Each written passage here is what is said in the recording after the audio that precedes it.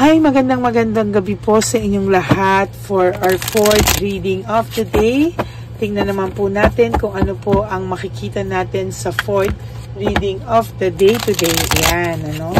Tingnan po natin kung ano ang mapapakita ko sa inyo sa ating fourth reading or mababasa sa inyo sa ating fourth reading of the day. But I hope na napanood nyo na po yung ating 1, 2, 3, and 4 1, 2, and 3, and 4 kahapon at ganon din po yung 1, 2, 3 kanina, no, bago po kayo tumalon dito, no, at sa tingin ko po ay talagang makikita ko po talaga ay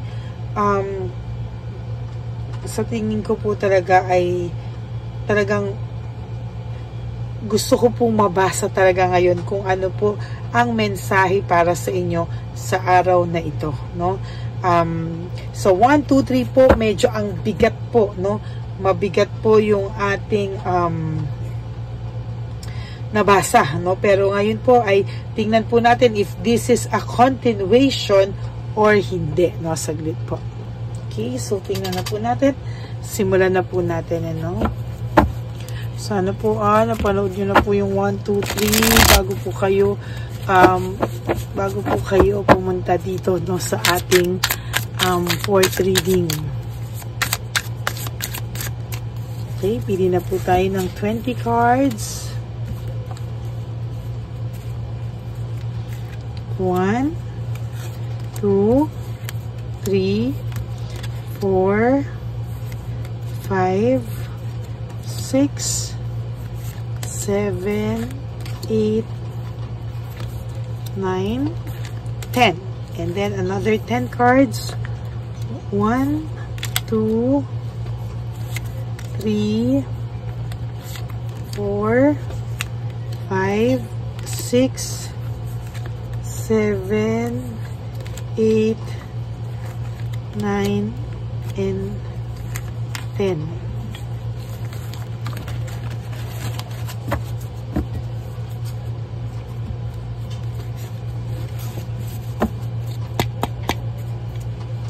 Okay, nako, nasilip ko na po ang inyong first card. For your first card, this is about anxiety. Talaga, no?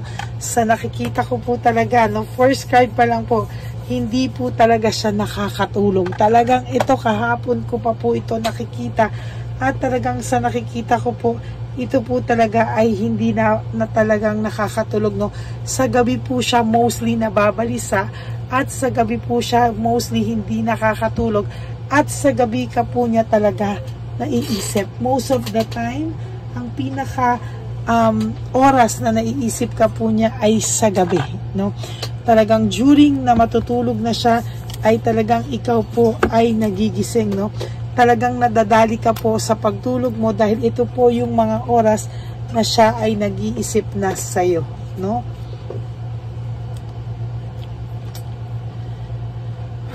Talagang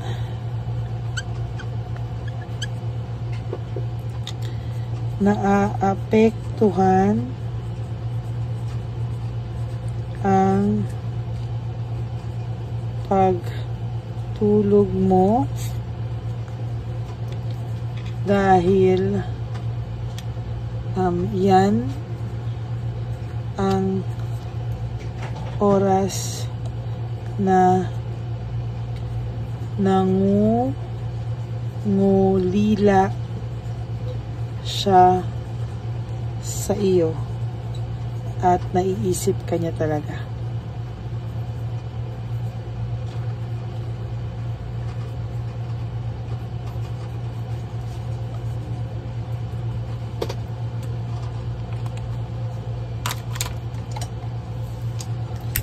Yan po talaga, no, sa nakikita ko po, talagang naaapektuhan po ang pagtulog mo, no, dahil sa totoo lang po, dito po talaga siya nag-iisip, no, most of the time, ito po yung kanyang time mag-isip or talagang time na minsan siya ay mag-isa or time na pumapasok ka po sa isipan niya, no. Sa umaga po, naiisip ka pa rin po niya, pero so far, dahil po sa umaga, minsan may mga nakakausap ito, minsan po ito ay may mga nakakausap, ito po ay kahit papano ay medyo may mga ginagawa, no?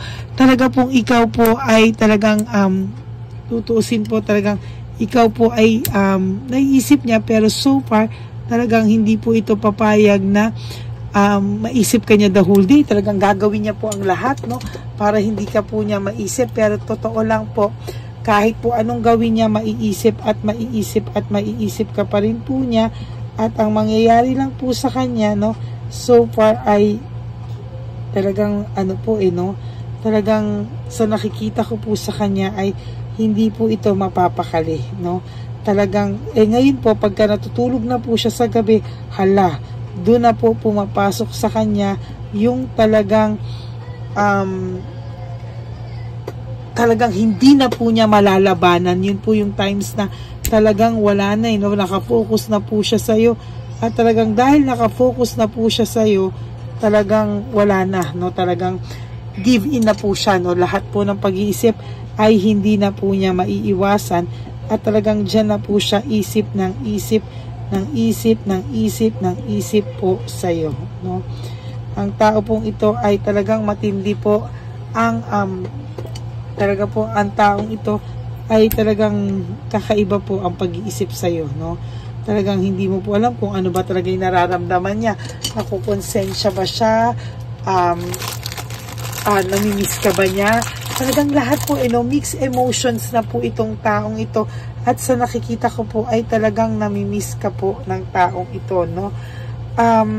Talagang lahat po talaga ng ngayon po kasi, ayan, no, meron po siyang struggles, no, negativity, talagang puno po to ng chaos, problema, mga cruel things. Talaga pong lahat po yan, sinasabi ko sa iyo, ay talagang matindi po yung dating sa kanya o dagok sa kanya, no?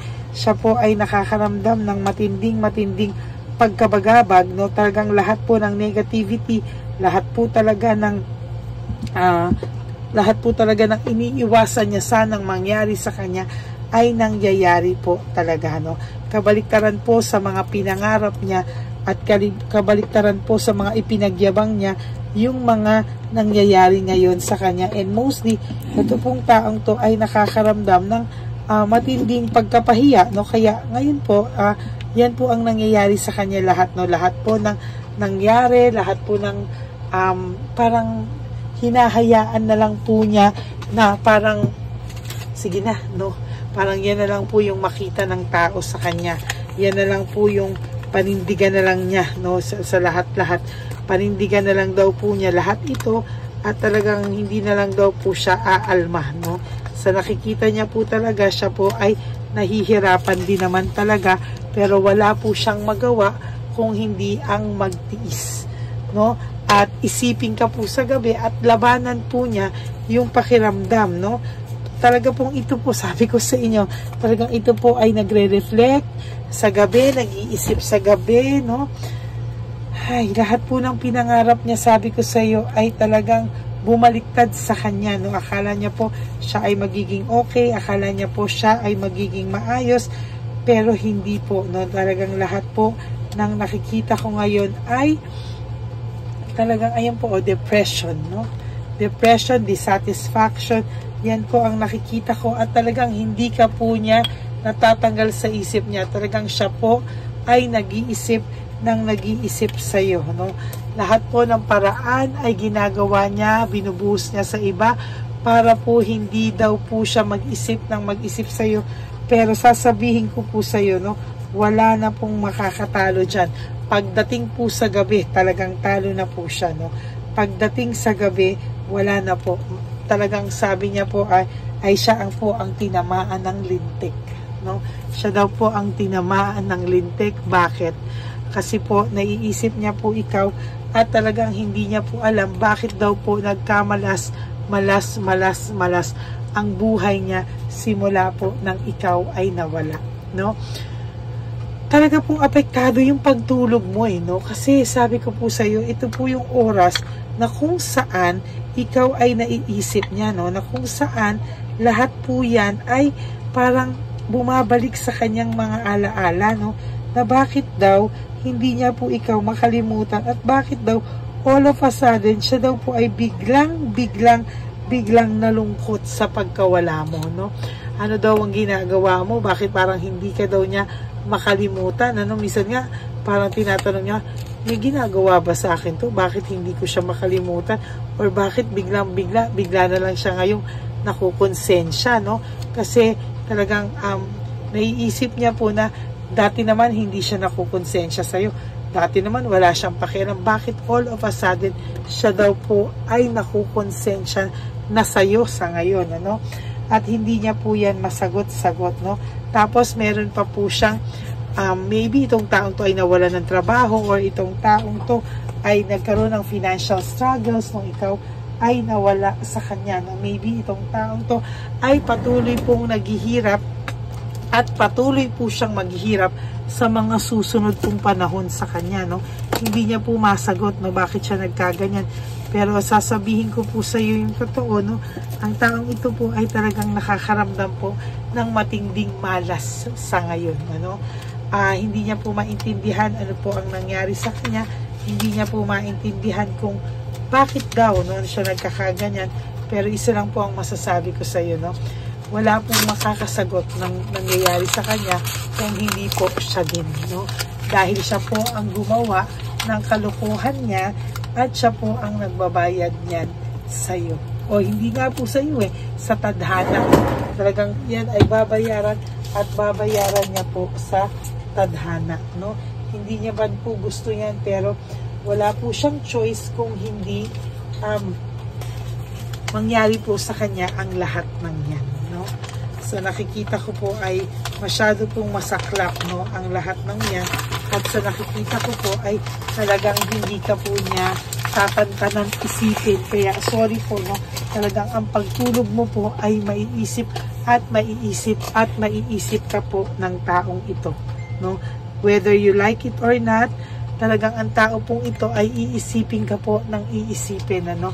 At hindi po ito titigil ng kakaisip sa iyo, at hanggang maiisip ka niya ay iisipin ka po talaga nito, no? Yan po yung nakikita ko, at talagang mahihirapan po siya sa hindi niya pag-isip sa'yo, dahil talagang maiisip, at pag maiisip ka po ng taong ito, whatever it takes, hindi po siya matatahimik talaga. Kaya sabi ko nga po sa'yo, ikaw po ay maaapektuhan sa kanyang, sa iyong pagtulog, no? Whether you like it or not, talagang apektado ka po at maaapektuhan ka talaga sa mga susunod na gabi sa buhay mo, no? Talagang dahil po ayun, no, meron po siyang self-pity, no? Meron po siyang self-pity, loss, grief, no? Talagang medyo dinadala po niya ngayon kung ano po ang ginawa niya sa'yo.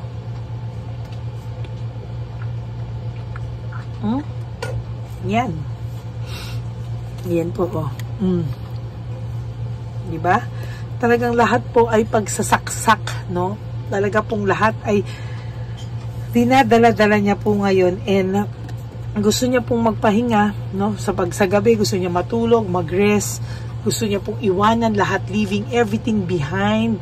Gusto niya pong ito ay kanya munang tanggalin sa isipan niya, pero hindi po Talaga pong pumapasok ka po sa isipan niya, pumapasok po ang inyong naging magandang samahan, no? Ang inyong pong relasyon ay pumapasok sa kanya, no? There is sadness, depression, and negativity, the sun in reverse, no? Yan po ang ibig sabihin niyan, panay negativity, panay depression, loneliness, sadness, at hindi po siya makapagdesisyon sa buhay niya, no? Totally, ang taong ito ay hindi po makapagdesisyon sa buhay niya. Ay, naku, yan kasi, no? Sinaktan ka po kasi niya yan, no? Sinaktan ka po niya talaga, pero wala po siyang ginagawa kung hindi ang mag-isip sa gabi ng iyong mga naging kabutihan sa kanya, no? At pagmamalasakit, pagmamahal sa kanya. Yan po ang inyong fourth and final reading for today. I hope na panood nyo po yung first, second, third, and fourth, no? Bago po tayo lumaktaw ulit bukas, no? Tomorrow is Friday, no? Tingnan po natin kung ano naman po ang makikita natin sa Friday.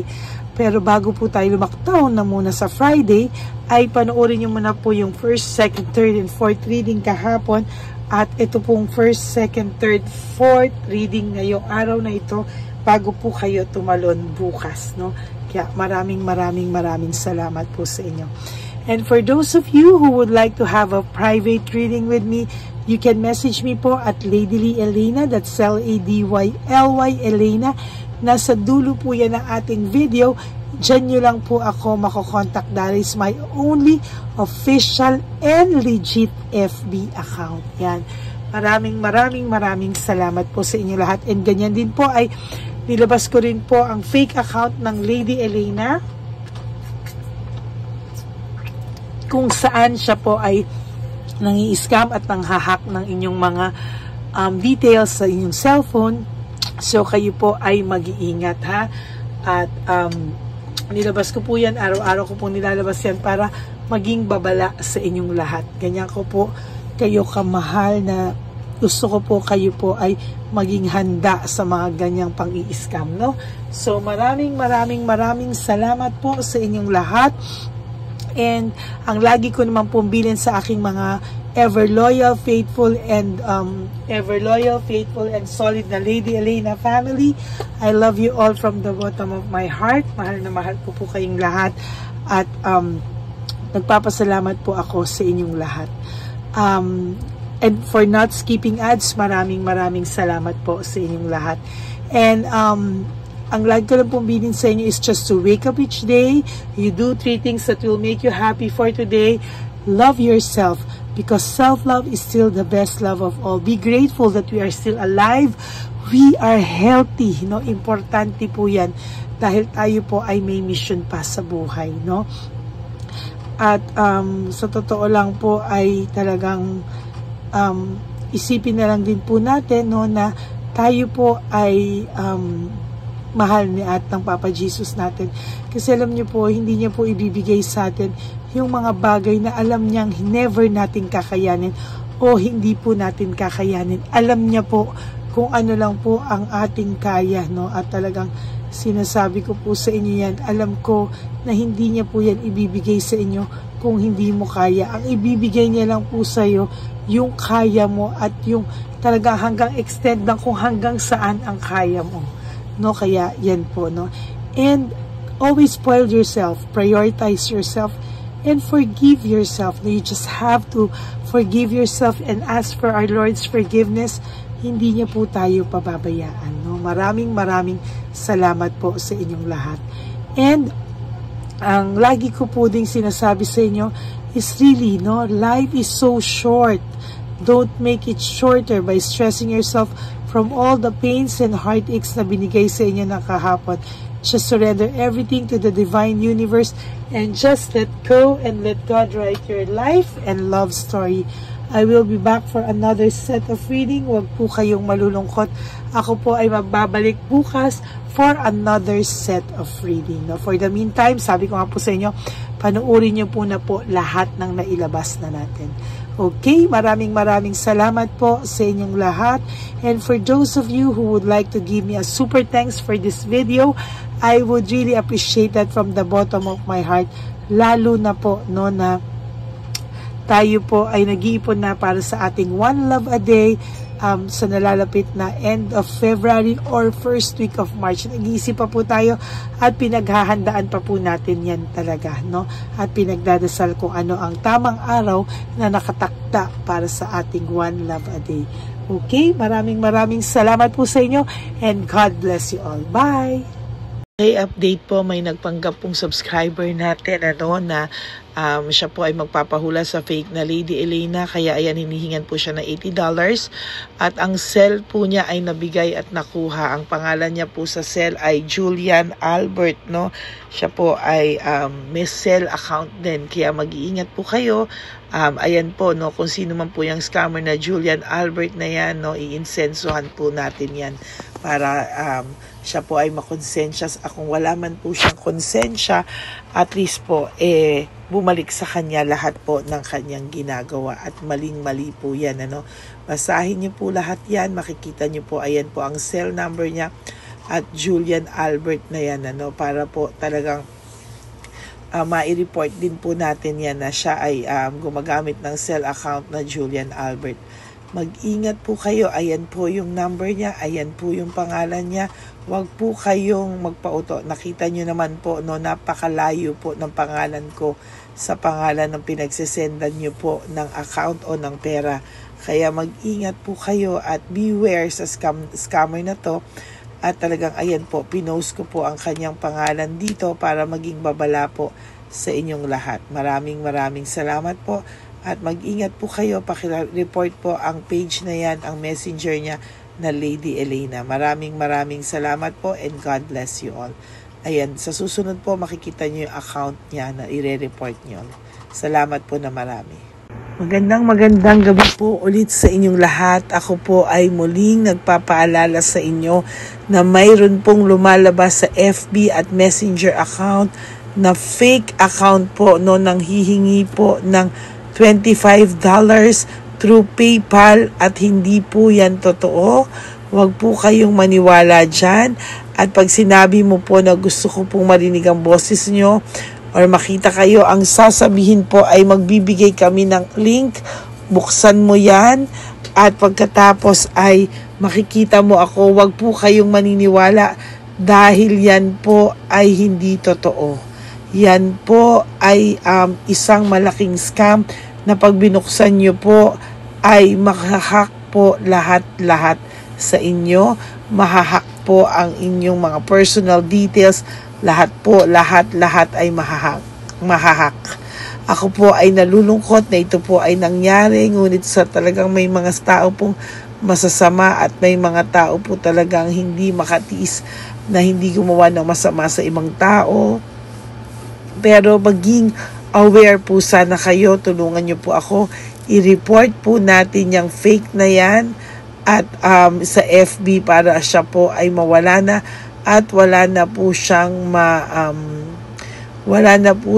mabiktima pa, no? Nandyan po lahat ng details at maraming salamat po sa inyong lahat. Maraming salamat po sa inyong lahat at mag-iingat po kayo.